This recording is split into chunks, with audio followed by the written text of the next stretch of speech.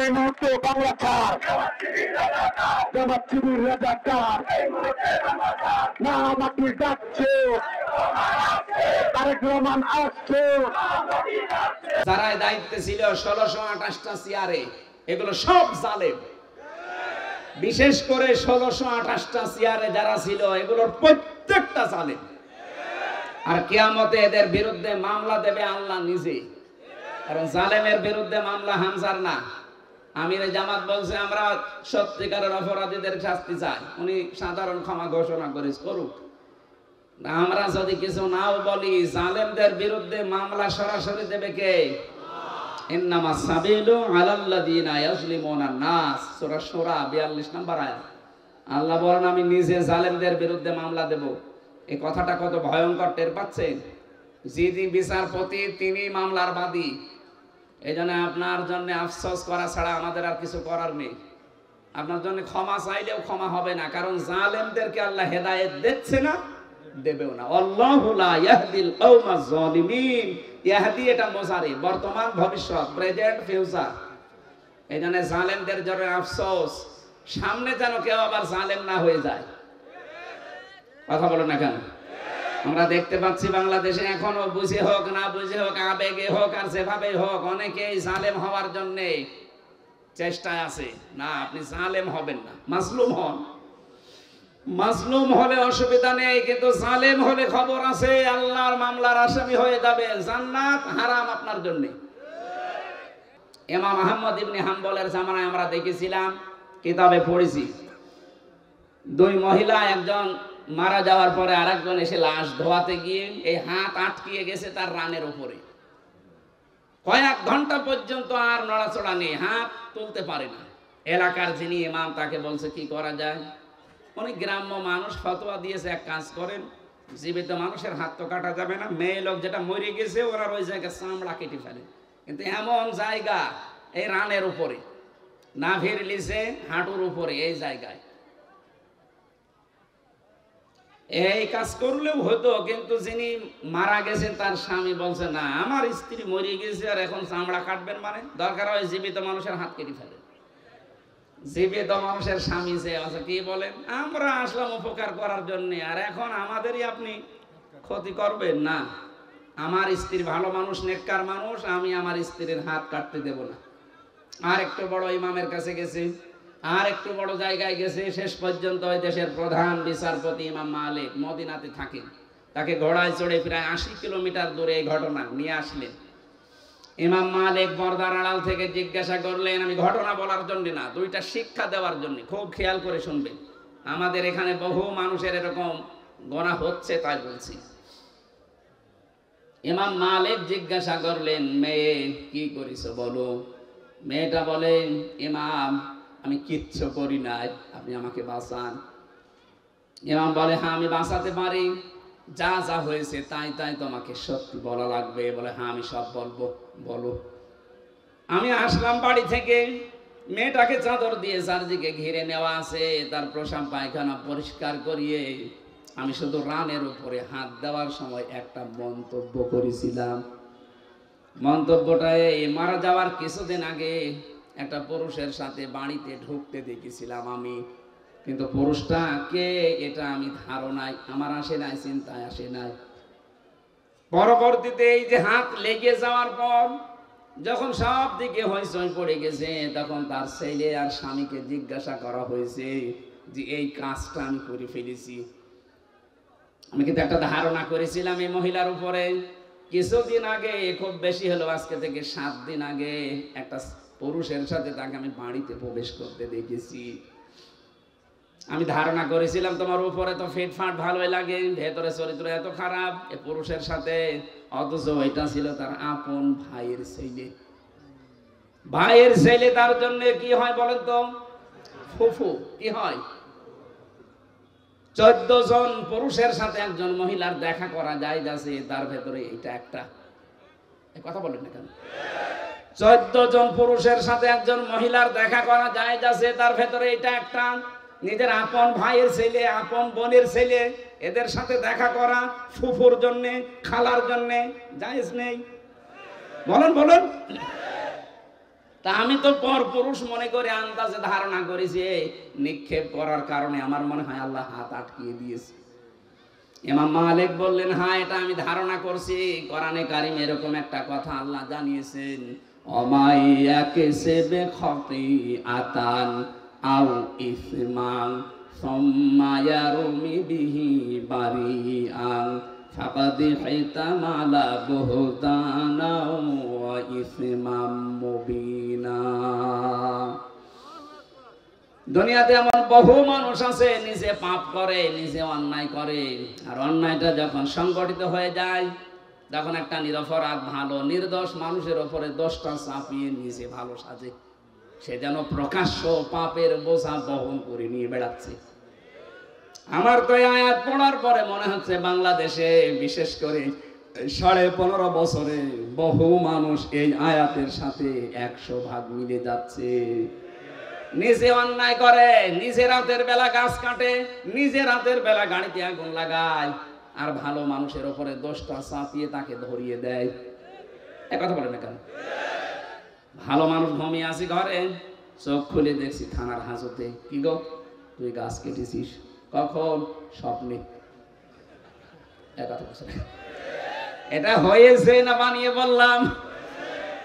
কখন কাটলাম? আমি তো ঘরে ঘুমিয়েছিলাম, ওই ঘুমের ভেতরে স্বপ্নে।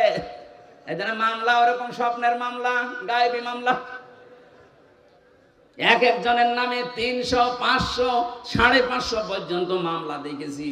সত্যি মামলা হলে 5টার বেশি তো দিতে পারে না। 550 মামলা কিভাবে দিলেন? ওই স্বপ্নে। কি করেছেন বলেন তো আপনি? 3 বছরে বহু মানুষ আমাকে এসে বলছে, হুজুর আমার মামলা 313টা। মনে আছে বদরের সাহাবীদের উনি পুজিয়ে ফেলেছেন। ইমাম মালিক ডাক দিয়ে বললেন, আল্লাহর বান্দি, তুমি যে অপরাধ করেছো, এই যে আন্দাজে একটা নিরপরাধ মানুষের উপরে এটা নিক্ষেপ করার কারণে তুমি পাপের বোঝা বহন করে এখন নিয়ে বেড়াচ্ছ, আল্লাহ আটকিয়েছে এই কারণে। হ্যাঁ, তোমাকে মুক্তি দিতে পারি, 2টা শর্ত মানা লাগবে। কোরআনে কারীম জানাচ্ছে, ওয়াল্লাযীনা ইয়ারমুনাল মুহসানাতি সুম্মা লাম ইয়াতু বিআরবা'াতি শুহাদা ফাজলিদুহুম 80 জালদা 80 জালদাতান ওয়া লা তাকবালু লাহুম শাহাদাতান আবাদা ওয়া উলাইকা হুমুল ফাসিকুন। সূরা নূরের 4 নম্বর আয়াতে আল্লাহ 2টা তথ্য দিয়েছেন। আল্লাযীনা ইয়ারমুনাল মুহসানাত, যারা নেককার সতী সাধবী নারীর উপরে জেনার তহমত লাগায়, অপবাদ দেয় ব্যভিচারের, সুম্মা লাম ইয়াতু বিআরবা'াতি শুহাদা, 4 জন সাক্ষী জোগাড় করতে পারে না, আল্লাহ বলেন ফাজলিদুহুম 80 জালদা, তাদের প্রথম শাস্তি 80টা বেত মারা লাগবে। 2 নম্বরে ওয়ালা তাকবালু লাহুম শাহাদাতান আবাদা, কখনো তাদের সাক্ষী আর এই দুনিয়ায় গ্রহণ করা হবে না। তুমি যেহেতু অপরাধ করে ফেলেছো, বিনা কারণে একটা নিরপরাধ নেককার মহিলার উপরে জেনার এই তহমত লাগিয়েছো ধারণার মাধ্যমে, সুতরাং তোমাকে 2টা, 1 নম্বরে 4 জন সাক্ষী জোগাড় করা লাগবে। কোথায় পাবে? সাক্ষী আছে? নেই। এটা যখন নেই তোমার 2য় নম্বর। 1ম নম্বর সাক্ষী যখন নেই, তাহলে এই শাস্তি পাওয়া লাগবে। আর দুনিয়ায় যতদিন বেঁচে আছো কোনোদিন তোমার সাক্ষী গ্রহণ করা হবে না। বাংলাদেশে আয়াতটা যদি সংসদে কায়েম থাকতো, আল্লাহর কসম এদেশের বহু মিথ্যা মামলা এমনি মিটে যেত, কারণ সাক্ষী জোগাড় করতে পারতেন না। 2 নম্বরে যারা সাক্ষী ঠিক পর্যন্ত দিতে পারবে না, এই মানুষগুলোর কোনোদিন তাদের পক্ষে আর সাক্ষী দেওয়া বৈধ নেই, জায়েজ নেই, তাদের সাক্ষী আর গ্রহণ করা হতো না। আমার মামলার যারা আয়ু ছিল বলেন তো, এই কয়েকদিন আগে আমার মামলা সব খারিজ হয়ে গেছে, আদালত কর্তৃক প্রমাণিত যে আমি নির্দোষ, আমার কোনো দোষ নেই। তাহলে বিনা কারণে মামলার আয়ু থেকে যারা পালিয়েছে 2 বোন মিলে, ওনাদের পর্যন্ত এই মামলা শুনলাম একেবারে পর্যন্ত টপ টু বটম, যারা জড়িত এই মিথ্যা মামলা দিয়ে আমাকে 3টা বছর নষ্ট করে দিলেন জীবন থেকে। কথা বলেন না কেন? শুধু আমাকেই তো শেষ করেননি, আমার পরিবারটা, আমার 2টা মেয়ে, স্ত্রী, মা বাবা, আরো আমার হিতাকাঙ্ক্ষী যারা, এই মানুষগুলোকে কষ্ট দিয়েছেন। এসে কোরআনের জন্য আমাকে যারা ভালোবাসতো সবাই কষ্ট পেয়েছে 3 বছর। তাহলে এই কাজটা যারা করলেন, আপনি তো সাক্ষী একটা জোগাড় করতে পারেননি। যাদের নাম দিয়েছিলেন সাক্ষীতে, আগস্টের 5 তারিখের পরে তারা বলছে ওগুলো সাক্ষী না, আমরা দেব না, আমরা মানি না। টাকা পেয়েছিলেন, টাকা খেয়ে শোধ। সাক্ষী তারা তো দিল না, মামলা খারিজ হয়ে গেল। এমনকি ওই দিন আমি দেখেছি, আমি আদালতে নিচে দাঁড়িয়েছিলাম, জজ সাহেব এগুলো দেখার পরে বলছে কি দেখে বিচার করবো, তো কোনো মাল নেই, যান সব খারিজ করে দিলাম। মনে মনে বলছিলাম যে স্যার, এই 3 বছর তো মামলা আপনার কাছে ছিল, তখন তো বলেননি মাল নেই, হঠাৎ করে এখন বলছেন যে মাল নেই। উনি এই কথাই আমাকে বলতো, হুজুর কিছু করার নেই, হাত বাঁধা ছিল। কথা বলছেন এখন? এতদিন পর্যন্ত হাত বাঁধা ছিল, এই জন্য কিছুই বলতে পারি না। এখন হাত খোলা আছে, যা আসবে এরকম কিছু পাইলে আমি খারিজ করে দেব। ওই দিন আমাদের একবারে 9 জনকে মামলা থেকে অব্যাহত দিয়ে দিয়েছে।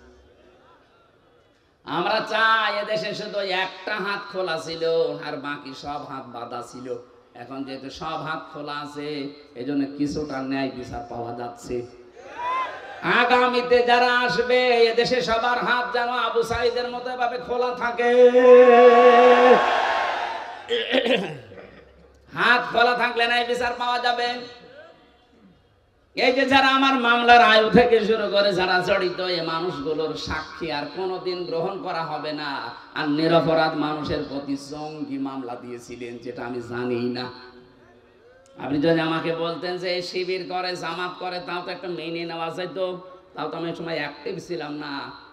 আর আপনি আন্দাজে এমন মামলা দিলেন, জীবনের না আমি শুনিনি।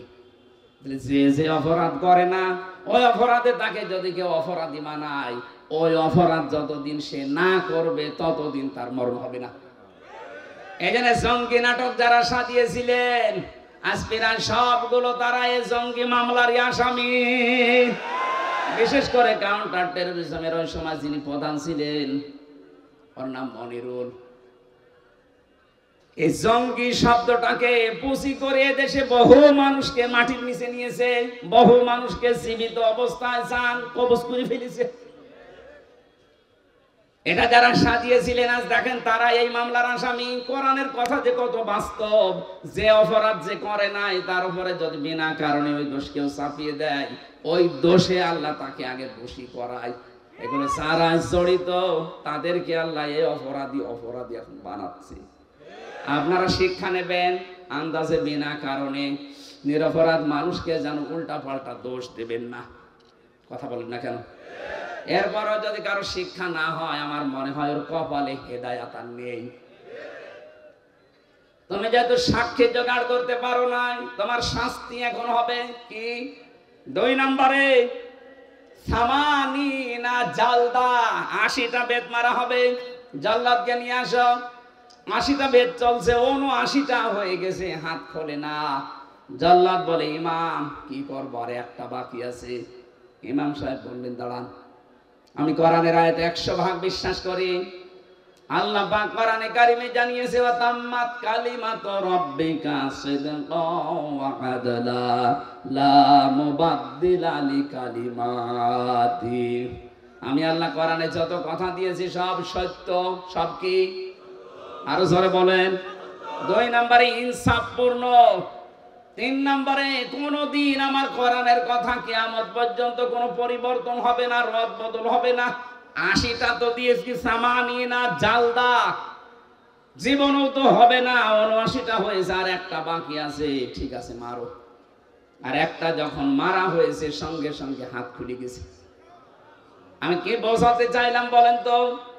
আন্দাজে একজনের উপরে বিনা কারণে দোষ চাপিয়ে দেবেন, আর মনে করছেন আমার তো কিছুই হচ্ছে না। আপনি প্রকাশ্য পাপের বোঝা কিয়ামতে বহন করে নিয়ে বেড়াবেন। টের পাচ্ছেন কি বললাম?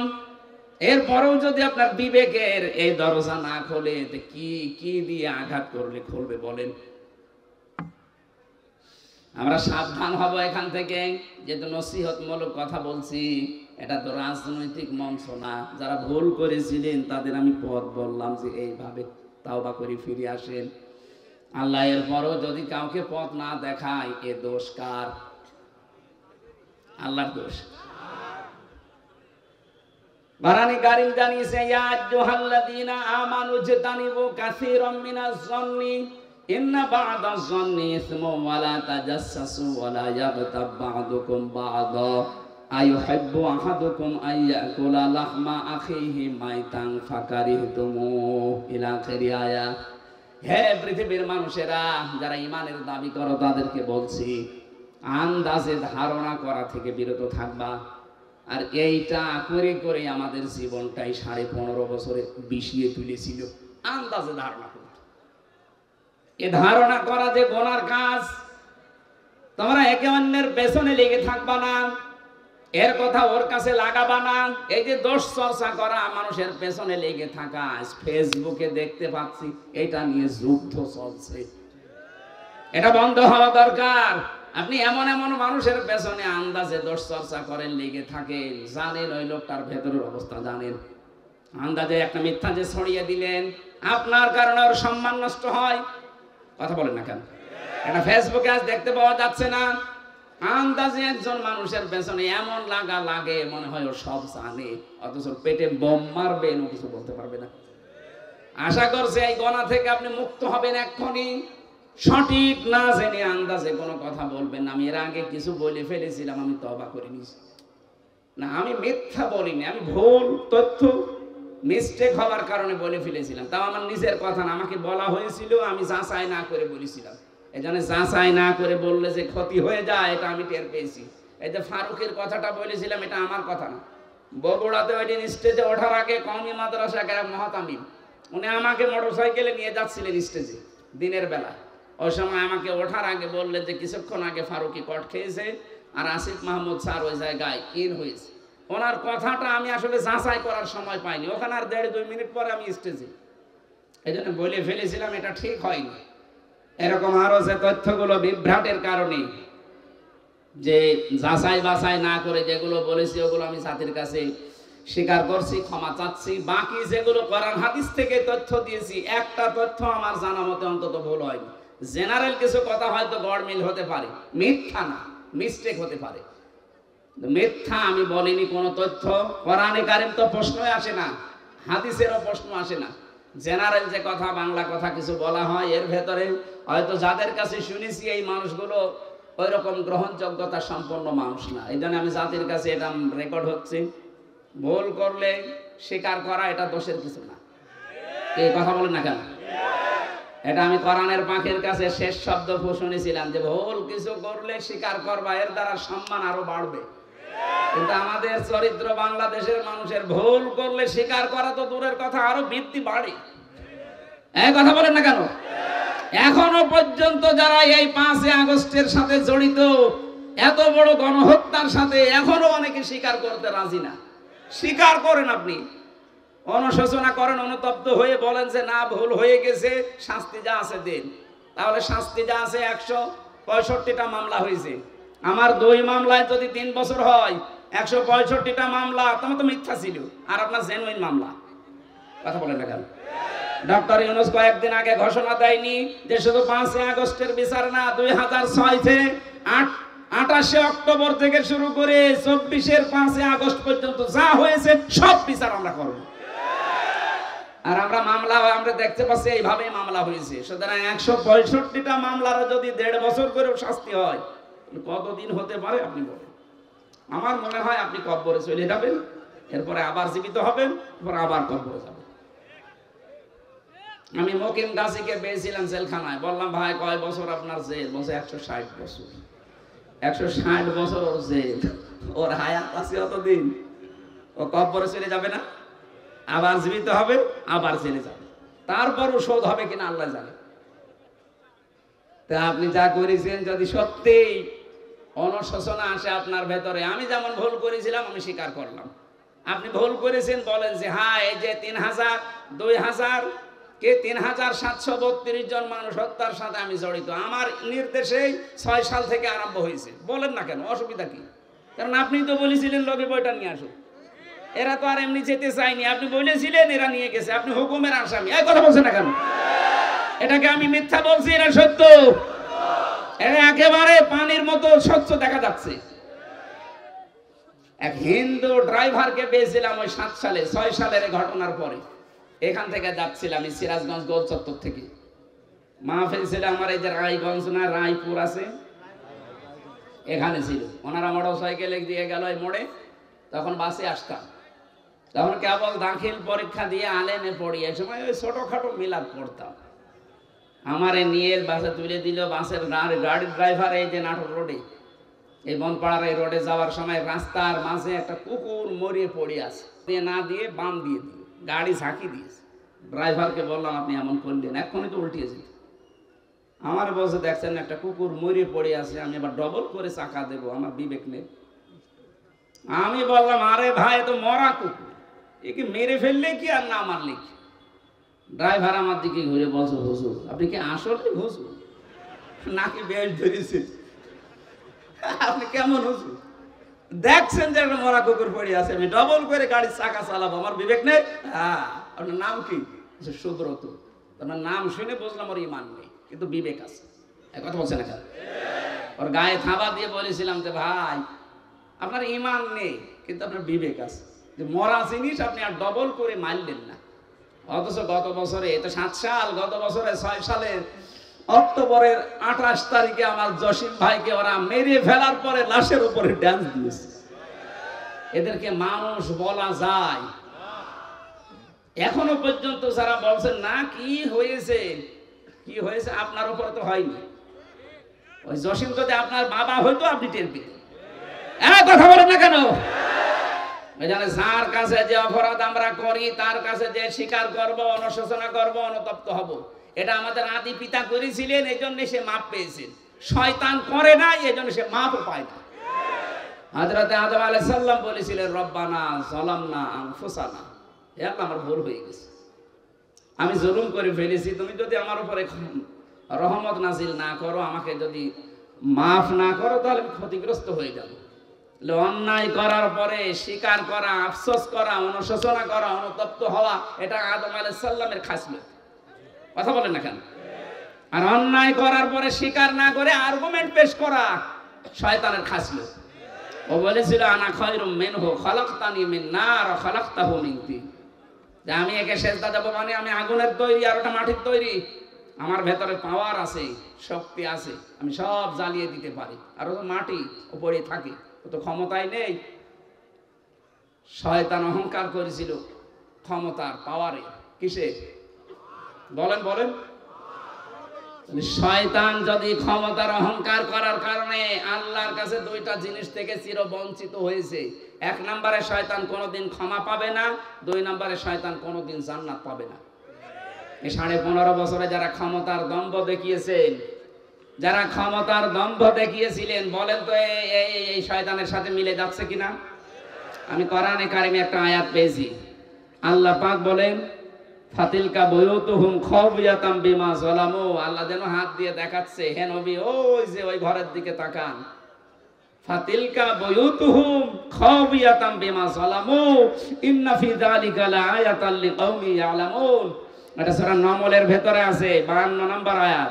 আপনি একটু তাকান না কেন? আমি হাত দিয়ে দেখাচ্ছি, ওই যে ওই ঘর, যে ঘরে বসে জালেমরা দুর্বিসন্ধি করত। আজ সারা বাংলাদেশের 64 জেলার অবস্থা এক, যেখানে যেখানে জালেমরা দুর্বিসন্ধি করেছে ইসলামপন্থী মানুষদের বিরুদ্ধে, এই ঘরগুলো আজ আল্লাহ উজাড় গৃহ বানিয়ে দিয়েছে। আমার কুষ্টিয়ার খবর বলছি, সারা দেশের অবস্থায় কিন্তু একই। আপনি তাকান, এই ঘরগুলো আজ আল্লাহ মনে হচ্ছে হাত দিয়ে দেখাচ্ছে, ওই দেখ হানিফের ঘরের দিকে তাকা, টয়লেট বানিয়ে দিয়েছে, জাতীয় টয়লেট।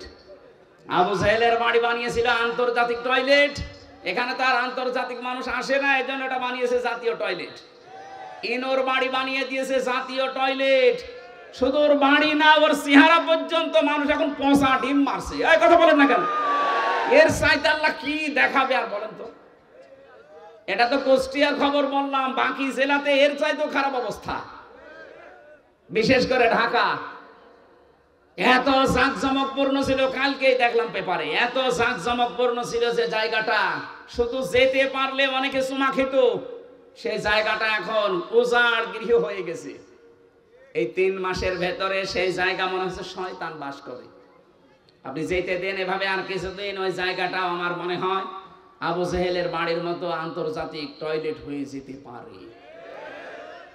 কাবা শরীফ যখন তাওয়াফ করছিলাম 16 সালে, হঠাৎ আমি উপরে আসলাম, দেখে আমার পেটে ব্যথা করছে। এক পুলিশকে ডাক দিয়ে বললাম, ভাই আমি তো এতক্ষণ ভালো ছিলাম, আমার নিজের ভাষা না ওর ভাষা দিয়ে, যে এখন আমার পেটে ব্যথা করছে, কারণ কি? পুলিশ আমারে বলছে, ইয়া হাজিউল হুজ্জাত আইনা বিলাদুকা। ও হাজি, দেশ কোথায়? যেহেতু মেন বাংলাদেশ, বাংলাদেশ থেকে এসেছি। আমার বলছে, আপনি জানেন না এটা কোন জায়গা? না তো। আবু জাহেলের বাড়ি, আপনি এখনো পায়খানা না করে দাঁড়িয়ে আছেন, তাড়াতাড়ি করে। আল্লাহ সত্যি ওর কথা বলতেছে, কাজ করে দেখে আমার পেটের ব্যথা ভালো হয়ে গেছে। আমার তো মনে হচ্ছে এরকমই কিছু সামনে হতে যাচ্ছে, নাই তো আল্লাহ ফা তিলকা দিত না। তিলকার আগে ফা আছে, যারা আরবি গ্রামার বোঝে ওদের জিজ্ঞাসা করেন। বালাগাত মান থেকে ফা শব্দটা 13টা অর্থে ব্যবহার হয়। সত্যি যে সমস্ত ঘরে বসে দুর্বিসন্ধি হয়েছে জুলুম করার জন্য, ওই ঘরগুলো আল্লাহ বাস্তবে এভাবে দেখিয়েছে। ফা তিলকা বয়ুতুহুম, বাইতুনের বহুবচন বয়ুত, তার মানে এদেশে বহু ঘরে এরকম জুলুমের কথাবার্তা বলা হয়েছে, দুর্বিসন্ধি করা হয়েছে। এই আয়াতগুলো আমার মনে হয় সামনে আমাদেরকে আল্লাহ একেবারে খাপের খাপ, মমতাজের বাপ দেখাবে। এই কথা বলছে না, আমাকে রাগ হয়ে গেল। এই জন্য ধারণা থেকে বেঁচে থাকবেন, উল্টাপাল্টা ধারণা করবেন না কারো উপরে। যাদের উপরে আন্দাজ এরকম তহমত দিচ্ছেন যে আকীদা খারাপ, আকীদা খারাপ, ওদের আকীদা পবিত্র কত আপনি টের পাচ্ছেন। আমি নিজে কাছে থেকে দেখেছি এই মানুষের আকীদা, বিশ্বাস, এদের যে আল্লাহর উপরে তাওয়াক্কুল, এই মানুষগুলোর যে ইখলাস, কাছে না থাকলে দূর থেকে খালি ফতোয়া দিয়ে যাবেন। 5 দিন থাকেন তার কাছে, তার ইবাদতের মাত্রা কি আপনি এখনো টের পাননি। আন্দাজে সারা পৃথিবীর মানুষের মহব্বত আল্লাহ তার অন্তরের ভেতরে, তার মহব্বত সারা পৃথিবীর সৃষ্টি জগতের ভেতরে এমনি ঢুকিয়ে দেয়, কাজ করা লাগে। এক কথা বলছে না কেন? তার মতো চেহারার মানুষ নেই দেশে। কই তাদের উপরে তো মানুষের ভালোবাসা মহব্বত তৈরি হয় না? তৈরি হয় কেন? ইন্নাল্লাযীনা আমানু ওয়া আমিলুস সালিহাতি সায়াজআলু লাহুমুর রহমানু বুদ্দা। যারা ঈমান আনে, ঈমানের দামি অনুযায়ী যারা ভালো ভালো কাজের আঞ্জাম দেয়। এখানে সালেহ শব্দটা আছে। সালেহ মানে কি বলেন তো? আমরা অনেকেই মনে করি সালেহ মানে নেককার, ভালো না। শুধু এতটুকু না, আধুনিক ব্যাখ্যা হচ্ছে সালেহ মানে যোগ্য। সালেহ মানে কি? এই বাংলাদেশের সত্যিকার অর্থে যারা ঈমান এনেছে, ঈমানের দাবি অনুযায়ী তারা এমন সালেহ, এমন যোগ্যতা সম্পন্ন মানুষ তৈরি করতে চাচ্ছে যারা এই দেশটা চালাতে পারে। আমি নাম নিলাম না, আপনি একটু খোঁজ করে দেখেন। সালেহ শব্দের ব্যাখ্যাটা তারা বাস্তবে আজ দেখাচ্ছে। আজ আমাদের চিকিৎসা বিভাগে লোক নেই, তারা লোক তৈরি করছে। বিচার ব্যবস্থায় লোক নেই, তারা লোক তৈরি করছে। প্রশাসনে লোক নেই, তারা লোক তৈরি করছে। উল্টা পাল্টা লোক না, যোগ্যতা সম্পন্ন লোক। এই কথা বলে না কেন? সালেহ শব্দটা তারা বুঝেছে। আর এটার জন্য যাদের বই লেখাপড়া করা লাগে তাদেরও আকীদা খারাপ বলেন। এই সালেহ শব্দের আধুনিক ব্যাখ্যা পেয়েছি 20 শতাব্দীর মুজাদ্দিদ সাইয়্যিদ আবুল আলা মওদুদী রহমাতুল্লাহ আলাইহি তার লিখিত বই থেকে এই মানুষগুলো এই ব্যাখ্যা পেয়েছে। এই জন্যই তো তারা এখন সালেহ শব্দটাকে বাস্তবে রূপ দেওয়ার চেষ্টায় আছে। আমরা শুধু মসজিদের ইমাম ভালো এটা জানি, মাদ্রাসার মুহতামিম ভালো, অধ্যক্ষ ভালো জানি, কিন্তু আমরা চাই ডাক্তারও যেন রাজশাহীর ডাক্তার ফাতেমা সিদ্দিকার মতো হয়, ডাক্তার যেন ফরিদপুরের ডাক্তার শাহিন জব্বারের মতো হয়, ডাক্তার যেন খুলনার ডাক্তার মতিয়ার রহমানের মতো হয়। এইরকম ডাক্তার বানাতে চায়, যোগ্য এবং সৎ। এই কথা বলেন না কেন? এই কর্মকাণ্ডে যারা নিজেদেরকে ইনভলভ করবে, আল্লাহ বলেন সায়াজালু, সিন দিয়েছেন, সায়াজালু লাহুমুর রহমানু বুদ্দা। সৃষ্টি জগতের ভেতর একটা মহব্বত আমি আল্লাহ তার প্রতি তৈরি করে দেব। আমি তো বাস্তবে তাই দেখতে পাচ্ছি। লোকটা সেখানে যাচ্ছে আজ পঙ্গপালের মতো, মানুষ ভালোবাসায় একটু দেখার জন্য, শুয়ে দেওয়ার জন্য পঙ্গপালের মতো ছুটতেছে। কেন? তারা দেখা যায় না টিভিতে, তারা দেখা যায় না মোবাইলে। কি সমস্যা? কি শেষ করে দেবো? এটা দিলেন কেন এখন? কমন সেন্স নেই আমার কেন? কি সমস্যা কি? আপনি কথা শুনছেন না তাহলে? আমি কিন্তু জিজ্ঞাসা করবো চলে মানে কি? আধুনিক ব্যাখ্যা যদি বলতে না পারেন না, ওই খালি ১৫০০ বছর আগের পড়া বাদ দিন। আমার মনে হয় বিরক্ত হয়ে গেছেন আপনারা না? শেষ করে দেব? কোরআনে কারীম থেকে ৬৬৬৬ ৬৬৩৬ দুইটা মতই আছে। একটা মত আমরা মানি, ৬৬৬৬ মানেন। এর ভেতরে একটা মাত্র আয়াত পড়েছি, 4টা কথা আল্লাহ দিয়েছেন আয়াতের ভেতরে। এক একটা শব্দের ভেতরে লক্ষ লক্ষ কথা। ফি জিলালিল কোরআনে আমি জেলখানায় বসে বসে দেখেছিলাম, ওখানে জিলালিল কোরআনটা আর তাফহিমুল কোরআনটা পাওয়া যায়, অন্যান্যটা নেই। কারণ যারা যায় তারা তো এই ধরনের মানুষ যায়, এরা যেভাবে হোক ঢোকায়। আমি জিলালিল কোরআন থেকে আজকে তাফসির করছি না, আপনারা উঠে চলে যাচ্ছেন মানে? দু একজন যান, যুবক মানুষ যাবেন না, তাহলে কিন্তু সমস্যা আছে। হ্যাঁ, যুবক মানুষ যাবেন না, কারণ এখানে মেয়েদের অনেক মেয়ের বাপ আসে জামাই খুঁজতে। এখন আপনি যদি 1-1.5 ঘন্টা 2 ঘন্টা পরে চলে যান, ও বলবেন না এর কাছে মেয়ে বিয়ে দিলে মেয়ে জাহান্নামে যাবে।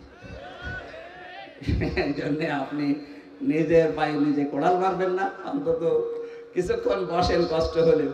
1-1.5 ঘন্টা আপনি যদি বসে থাকতে না পারেন, আপনার বিয়ে করলে আপনার বউ মনে হয় টেকবে না, শেষে এই সিরাজগঞ্জের বদনাম হবে নাকি?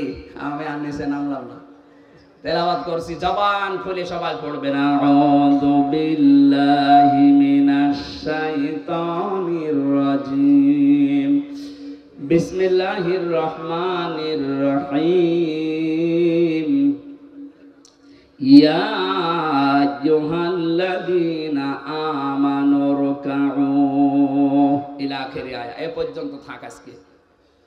এই ইরকাউ রুকু শব্দের যত ব্যাখ্যা আছে আমি টপ টু বটন চেষ্টা করব বলার। বাকি অসজুদু, ওয়াবুদু, আফআলুল খায়রা, এই 4টা। এখনো বেলকুচিতে 2টা মাহফিল আছে, এক জায়গায় অসজুদু নেব, এক জায়গায় ওয়াবুদু রাব্বাকুম। আফআলুল খায়রা এটা আরো বিস্তারিত। ভালো কাজ বলতে ধোকা খাই আমরা, ভালো কাজ কি আমরা এখনো জানি না অনেকে। আমরা চেষ্টা করব বলার। প্রথমটা শুরু করছি। আল্লাহ ডাক দিয়েছেন এখানে কোনো বেঈমানকে না, ঈমানদারকে।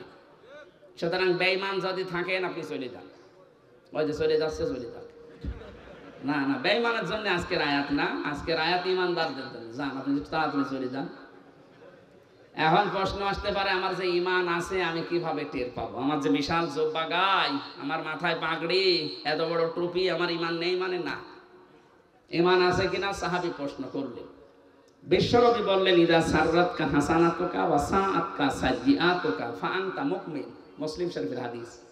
যখন তোমার ভালো কাজগুলো তোমাকে আনন্দ দেবে আর অন্যায় কাজ করলে ভেতর থেকে একটা বাধা আসবে, তখন বুঝবে তোমার ঈমান আছে। আপনি এবার বলেন তো, যে আপনার অন্যায় কাজ দেখলে আপনার কি ভেতর থেকে একটা বাধা আসে? না, আসে না।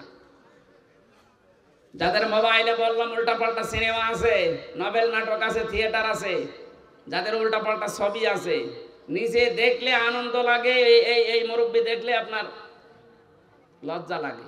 তো এইরকম জিনিস থাকার পরেও আপনার মনে বাধা দেয় না, তাহলে আপনার ঈমান থাকলো কি করে? বলেন না কেন? এই জন্য বলছে বাড়ি যাওয়ার আগে দয়া করে ডিলিট করে দিন, আর এই নিয়ত করে যান যে যতদিন বেঁচে আছি যেটা দেখা জায়েজ নেই চোখ দিয়ে, আমি মরে গেলেও দেখবো না। এক কথা বলেন না কেন? এটা শুধু আপনার, আমার দরকার নেই।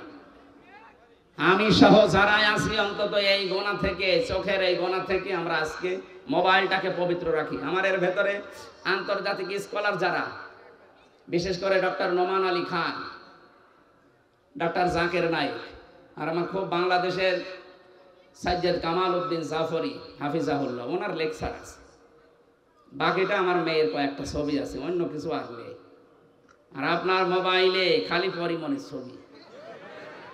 এরকম মোবাইল দেশে নেই, বাড়ি যাওয়ার আগে ডিলিট করে দেবেন। ভালো কাজ যাদের আনন্দ লাগে না, অন্যায় দেখলে যাদের ভেতর থেকে একটা বাধা আসে না, ওর জুব্বা যত বড় হোক, ও যত বেলা জিকির করুক, ওর ঈমান নেই। আমি আশা করি এই ছোট্ট কথা আপনি বুঝতে পেরেছেন। এবার আল্লাহ ঈমানদারকে ডাক দিয়ে ঘোষণা দিচ্ছেন, ইরকাউ, রুকু করো। রুকু করো এই শব্দ বললে আমরা বুঝি এভাবে মাথা ঝোঁকানো না, রুকু শব্দের প্রধান অর্থ দুইটা। কোরআনে কারিমে এটা 42-43 নম্বর আয়াত সূরা বাকারা আছে, ওয়া আকিমুস সালাতা ওয়া আতুজ যাকাতা ওয়ারকাউ মা'আর রাকিঈন। আল্লাহ পাক বলেন নামাজ কায়েম করো, সম্পদ থাকলে যাকাত আদায় করো, আর রুকুকারীদের সাথে রুকু করো। তার মানে জামাতে হাজির হয়ে নামাজ পড়ো। এখানে রুকু মানে জামাতে হাজির হয়ে নামাজ পড়া, এক নাম্বার। দ্বিতীয় নাম্বার আমি পেয়েছি, এটা আছে সূরা মুমিনুনের ভেতরে। কোন মানুষ যদি রুকু সত্যিই করে না, সূরা জুমারের ভেতরে আছে 53, 54, 55 নাম্বার আয়াত। কোন মানুষ যদি সত্যিই রুকু করতে চায়, অবশ্যই সে মানুষের উচিত এই যে রুকু করলেন নামাজের জন্য, এ রুকু করার জন্য দাঁড়িয়ে গেলেন যে কাতারবদ্ধ হয়ে, ওয়ারকাউ মা'আর রাকিঈন, রুকুকারীদের সাথে রুকু করো, জামাতবদ্ধ হয়ে এই কাজটা করো। একা রুকু করার চাইতে জামাতে রুকু করলে 27 গুণ সওয়াব বেশি হয়। কয় গুণ?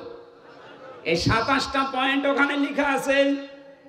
আপনি এখানে আল্লাহর একটা বিধান মাত্র পালন করবেন, রুকু। কি পালন করবেন? এই রুকুটা পালন করার জন্য যখন দাঁড়িয়েছেন কাতারবদ্ধ হয়ে, একবারের জন্য মনের ভেতরে চিন্তা আসে যে আমার দুই দিকেই দাঁড়াবে জামাত ইসলাম। যদি বিএনপি, আওয়ামী লীগ, জাতীয় পার্টি, চরমনার কেউ দাঁড়ায়, আর আমি পেছনে দিয়ে দেব। আসে মনের ভেতরে আসে? এখানে তো আসে না। এই শিক্ষাটা আপনার ব্যক্তি, পরিবার, সমাজ, রাষ্ট্রে নিয়ে যাওয়া লাগবে। এখানে আল্লাহর একটা বিধান পালন করার জন্য যেমন সবাই এক হয়ে গেছি, এখান থেকে বের হয়ে যে 27টা সওয়াব এমনি দেবে না, 27 গুণ সওয়াব এমনি পাওয়া যাবে না। 27টা শিক্ষা আল্লাহ দিতে চান। এই 27টা শিক্ষা আমার পরিবারের, সমাজে, রাষ্ট্রে আমি মিলাবো, এর নাম রুকু।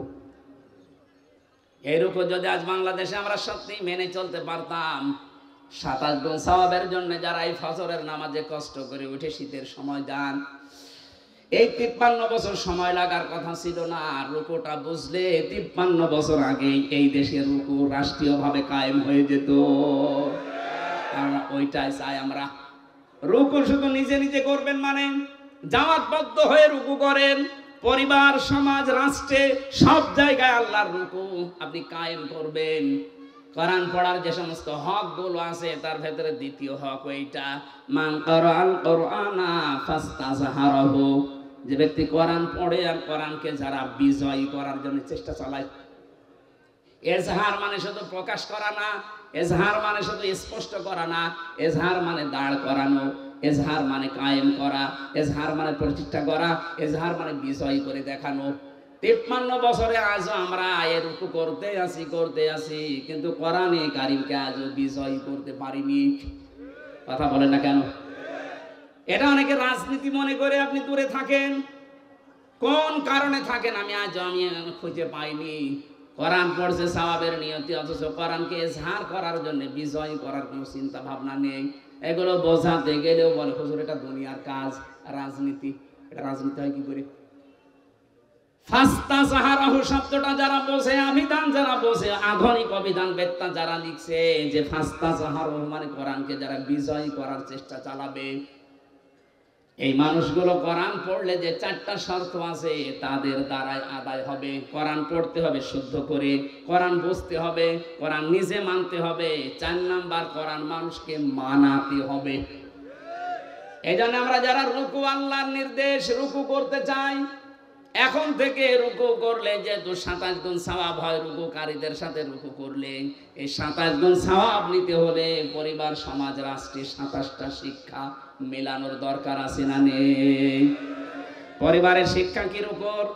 সম্মানিত মা বোন যারা এসেছেন, দেখলাম বহু মহিলা বসে আছে বিভিন্ন জায়গায়। মা বোনদের রুকু হচ্ছে শুধুমাত্র মাজা ঝুঁকিয়ে না, এটাই শেষ না। আপনি 4টা কাজ করবেন দুনিয়াতে, নামাজ পড়া, রোজা রাখা, আর কালো বোরকা পরলেই মনে করছেন আমি জান্নাত পেয়ে গেছি। জীবনও না। নেককার, সৎ, যোগ্য মহিলা জান্নাতের জন্য যোগ্যতা সম্পন্ন হওয়ার জন্য 4টা কাজ করা লাগবে। তিরমিজি শরীফ। 1 নম্বরে ইদা নাজারা ইলাইহা সাররাতুহু, যখন আপনার স্বামী বাইরে থেকে এসে আপনার দিকে তাকাবে, স্বামীকে আনন্দ দেবেন। কথা বুঝতেছেন? এই শব্দটা আজ বাংলাদেশে নেই। স্বামী বাইরে থেকে এসে পরিবারে আনন্দ পায় না, এই জন্যই বাধ্য হয়ে পরকীয়া প্রেম করে। দেখলে হ্যাঁ, এরা যে পায় না পরকীয়া প্রেম করে। সম্মানিত মা বোনেরা, কার স্বামী জি বলেছে আপনি শুনতে পেয়েছেন? আজকে থেকে একটু বাড়িয়ে দেবেন আদরটা। 2 নম্বরে ওয়াইদা গাবা আনহা হাফিজাতুহু, স্বামী যখন বাইরে যাবে তখন স্বামীর সম্পদ, স্বামীর সন্তান, নিজের ইজ্জত, সতীত্ব, নিজের লজ্জাস্থান, শরীর, এগুলো হেফাজত করে রাখবেন। অথচ অধিকাংশ মেয়েরা এখন স্বামী বাইরে গেলে দিন পায়। কথা বলে না কেন? মেয়েরা মোবাইলেও যদি কথা বলে, কোন ধাঁচে কথা বলবে আল্লাহ কোরআনে দিয়েছেন। সূরা আহজাবের 32 নম্বর আয়াতে আছে, ইয়া নিসান নাবিয়্যি লাস্তুন্না কা আহাদিম মিনান নিসাই ইনিত্তাকাইতুন্না ফালা তাখদা'না বিল কওলি ফায়াতমা'আল্লাযী ফী কলবিহি মারাদুন ওয়া কুলনা কাওলাম মা'রুফা। এটা তাফসীরে খাজেনে আছে। আমি যা বলছি অধিকাংশ ফি জিলালিল কোরআন থেকে, আর এইটা আছে তাফসীরে খাজেনে। আল্লাহ ডাক দিয়েছেন, হে নবীর স্ত্রীরা, পর্দার আড়াল থেকে। তখন নাই পর্দার আড়াল থেকে, কিন্তু এখন অর্থ হবে মোবাইলে, ফ্যাক্সে, ফোনে। যদি আপনি ফোনে কারোর সাথে কথা বলেন, কথা বলবেন সত্য কথা, মিথ্যা বলবেন না, কিন্তু ভাষা হবে রুক্ষ সূক্ষ্ম, গরম দিয়ে এমন ভাবে কথা বলবেন, ওই পারে যে আছে ওর মনের ভেতরে যদি গুড়ও থাকে ওই এমনি তো অবাক করে নেবে। কথা বলে না কেন?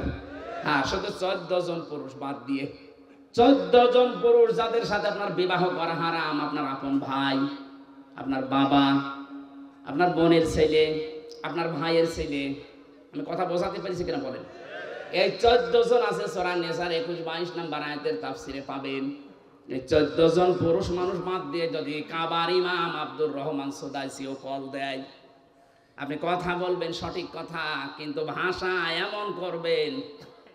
কথা বুঝতেছেন?